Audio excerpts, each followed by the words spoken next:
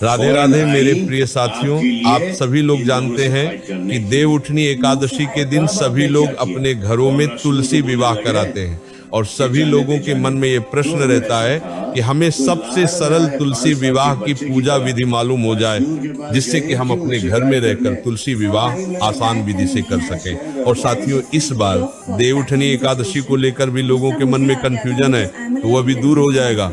और साथ ही में आपके घर में अगर तुलसी जी नहीं है या शालिग्राम जी नहीं है, तो कैसे आप तुलसी विवाह करेंगे? सारी अद्भुत जानकारी आपको इस वीडियो में हम देने वाले हैं। साथियों, सबसे पहले इस बार देवउठनी एकादशी 1 नवंबर 2025 के दिन मानी जाएगी, क्योंकि इसी दिन के समय में प्रदोष काल और रात्रि का समय आ रहा है और तुलसी विवाह हमेशा शाम के समय प्रदोष काल में ही किया जाता है। वैसे तुलसी विवाह देवउठनी एकादशी से कार्तिक की पूर्णिमा के दिन में कभी भी किया जा सकता है, पर देवउठानी एकादशी का दिन ही तुलसी विवाह के लिए सर्वश्रेष्ठ माना जाता है। और इस बार ये एकादशी 1 नवंबर और 2 नवंबर 2 दिन की बताई जा रही है।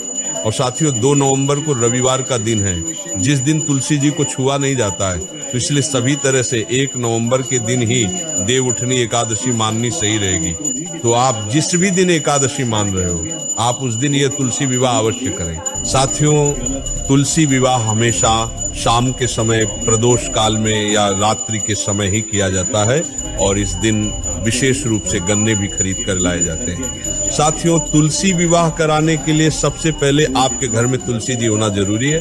तुलसी जी नहीं है तो आप तुलसी जी का एक पौधा खरीद कर लेकर आए या नया पौधा लगा लें। और इसी के साथ में शालिग्राम जी का भी होना बहुत ही आवश्यक है, इसलिए ये शालिग्राम जी आप मंदिर से या किसी के घर से भी ला सकते हैं और आप अपने खुद के शालिग्राम भी खरीद कर ला सकते हैं। पर अगर शालिग्राम दूसरे के होंगे तो तुलसी विवाह के बाद आपकी तुलसी जी और शालिग्राम जी उन्हीं के घर चले जाएंगे जिनके शालिग्राम जी थे। साथियों, इसी के साथ में अगर शालिग्राम ना भी हो तो आप उनकी जगह पर भगवान विष्णु जी की कोई भी फोटो या तस्वीर तुलसी जी के पास में रखकर ये तुलसी विवाह करा सकते हैं। साथियों, अब सबसे पहले आप अपने घर में जहां पर तुलसी विवाह करने वाले हैं उस जगह को अच्छे से साफ कर ले, पोछा लगा ले। फिर आप उस जगह पर आटे और हल्दी से एक स्वास्तिक बना ले और उसके ऊपर एक पाटा रखकर पीला कपड़ा पाटे के ऊपर बिछा ले। साथियों, यहाँ पर एक प्रश्न और आता है कि तुलसी विवाह करने के लिए क्या हमें व्रत रखना पड़ता है? तो ऐसा नहीं है। आप व्रत रखें वह भी अच्छा है और ना रखें वह भी अच्छा है। आप दोनों स्थिति में तुलसी विवाह कर सकते हैं। बस तुलसी विवाह वाले दिन शुद्ध और सात्विक भोजन और शुद्धता का ध्यान रखना जरूरी है। इसके बाद साथियों, तुलसी विवाह से पहले देव उठाए जाते हैं, उसके बाद ही तुलसी विवाह किया जाता है। इस बात का ध्यान रखें। इस दिन आप शाम होने से पहले तुलसी विवाह की सारी पूजा सामग्री और तैयारी पहले से करके रखें। इसी के साथ में इस दिन माताएं बहनें 16 श्रृंगार करें और पूरा परिवार इस पूजा में साथ होना भी जरूरी है। साथियों, ये पूजा आप अपने घर की छत पर या आंगन में या भगवान के पास में कहीं पर भी कर सकते हैं। बस ध्यान रखें कि जब आप पूजा करने बैठे तो आपका मुंह पूर्व या उत्तर दिशा की तरफ होना चाहिए। साथियों, अब आप अपने पाटे के ऊपर तुलसी जी और शालिग्राम जी या भगवान विष्णु जी की फोटो विराजित कर ले और फोटो के नीचे आप कुछ तिल के दाने जरूर रख ले। और एकादशी वाले दिन चावल का वैसे प्रयोग नहीं किया जाता है, पर भगवान के कार्यों में आप चावल का प्रयोग बैसाखी प्रयोग जहां तक है कर सकते हैं, बाकी आपकी मर्जी है। साथियों, ये तुलसी विवाह कुंवारी लड़कियां, सुहागन स्त्रियां सभी कर सकते हैं, इसमें कोई परेशानी नहीं है।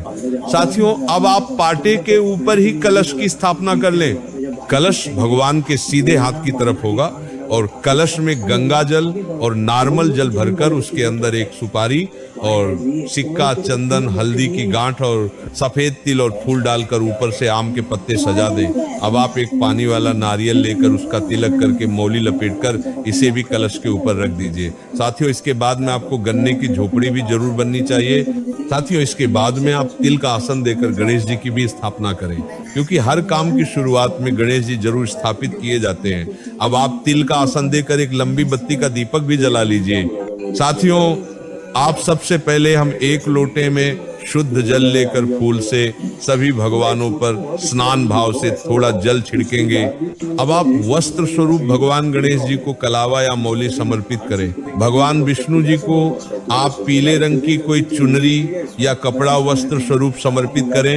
अब आप अपने सीधे हाथ की हथेली में एक पीला फूल, थोड़े से तिल के दाने और एक सिक्का लेकर भगवान का आवाहन करें और उनसे प्रार्थना करें कि आज हम आपका तुलसी विवाह करने जा रहे हैं, हमसे कोई गलती हो तो उसके लिए आप हमें क्षमा करें। अब आप सभी भगवान को रौली, कुंकु, हल्दी, चंदन से तिलक करें और सभी भगवानों को थोड़े थोड़ी तिल चढ़ाएं। फिर भगवान विष्णु जी या शालिग्राम जी और गणेश जी को जाने समर्पित करें। अब आप सभी भगवानों को एक एक फूल समर्पित करें। अब आप तुलसी जी को चूड़ी, बिंदी, हल्दी, मेहंदी लगा दे और चुनरी ऊपर से उठा दें और अलग से श्रृंगार की सामग्री तुलसी जी के पास में रख दें। साथियों, अब गठबंधन के लिए तुलसी जी के लिए एक साड़ी और भगवान विष्णु जी या शालिग्राम जी के लिए पीला कपड़ा तैयार करके उनको पहना दें। गठबंधन के लिए आप एक सुपारी और सिक्का पीले कपड़े में बांधकर ही गठबंधन करें। अब आप माता की चुनरी और विष्णु जी या शालिग्राम जी के पीले कपड़े को एक दूसरे से बांधकर गठबंधन करें। अब आप भगवान विष्णु जी को केले का भोग जरूर लगाएं और इस पूजा में सिंघाड़े का भोग भी लगाया जाता है। साथियों, अब आप कुछ मिठाई का भोग भी भगवान को लगाएं और बताशे का भोग भी जरूर लगाएं। भगवान विष्णु जी को जो भी आप भोग लगाएं उसमें तुलसी जी डालकर ही भोग लगाएं। अब हम भगवान की जयमाला करेंगे। इसके लिए आप 2 फूल की माला पहले से तैयार रखें। तो सबसे पहले आप भगवान विष्णु जी या शालिग्राम जी को एक माला स्पर्श कराकर तुलसी जी को पहना दें और दूसरी माला तुलसी जी को स्पर्श कराकर भगवान विष्णु जी या शालिग्राम जी को पहना दें। साथियों, इस विवाह को करने से हमें पूरा कन्यादान का ही फल मिलता है। इसी के साथ में भगवान गणेश जी को दूर्वा भी जरूर चढ़ाएं। अब आप धूप बत्ती, अगरबत्ती जलाकर भगवान को धूप दीप दे दें। इसके बाद साथियों, अगर आप हवन करना चाहते हैं तो कनड़ा को जलाकर घी की 5 आहुति दे दीजिएगा। हवन हो जाने के बाद आप थोड़ा सा जल हवन के आसपास छिड़क दें। साथियों, अब हमें सिंदूर दान करेंगे। इसके लिए सबसे पहले सिंदूर की डिब्बी लेकर और एक सिक्का लेकर उसमें सिंदूर लेकर भगवान विष्णु जी से छुआकर 5 बार तुलसी जी को सिंदूर चढ़ा दें।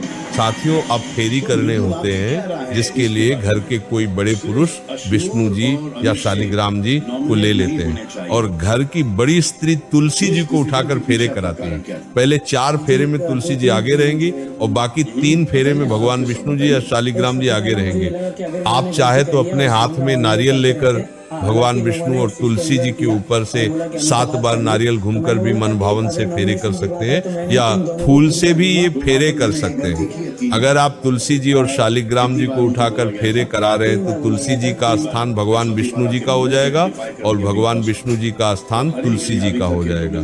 तुलसी जी का आपको साथियों, अब आप मंगल सूत्र लेकर भगवान विष्णु जी को छुआकर वह तुलसी जी को पहना देंगे। अब आप कुछ दक्षिणा या पैसे पूजा में याद से चढ़ा दें, क्योंकि इससे हमारी पूजा में रही कमियां दूर हो जाती हैं। साथियों, अब आपको हाथ जोड़कर प्रार्थना कर लेना है। साथियों, इसके बाद में तुलसी जी का खोइचा जरूर भरिएगा। इससे आपके घर में कभी दरिद्रता नहीं आती है। खोइचा भरने के लिए सबसे पहले आप चुनरी लेकर उसमें बताशे और पोहा 5 बार हाथ में लेकर चुनरी में रखना है और आप चाहे तो इसकी जगह मिठाई, ड्राई फ्रूट्स वगैरह भी ले सकते हैं। इसके बाद इसमें दूर्वा, हल्दी की गांठ और कुछ पैसे इसमें रखकर इसको पोटली की तरह बांध दें और माता तुलसी जी को छुआकर वहीं पर पास में रखें। साथियों, इसके बाद में तुलसी जी और शालिग्राम जी के विवाह की कथा भी इस दिन आप जरूर सुने। कथा सुनते समय हाथ में फूल और तिल जरूर लें। अब आप आरती के लिए कपूर जला ले या अलग से दीपक जलाकर भगवान विष्णु जी और माता तुलसी जी की आरती करें। आरती हो जाने के बाद भगवान के ऊपर से 3 बार जल फेर दें, मतलब जल छिड़क दें। अपने घर के सभी सदस्यों को आरती दें। साथियों, अब हम लोग यहाँ पर कन्यादान करते हैं, जिसके लिए हम कुछ नई चीज तुलसी जी को देते हैं, जिसके लिए आप कुछ नए बर्तन दे सकते हैं और बर्तन खाली ना दे, उसमें कुछ ड्राई फ्रूट्स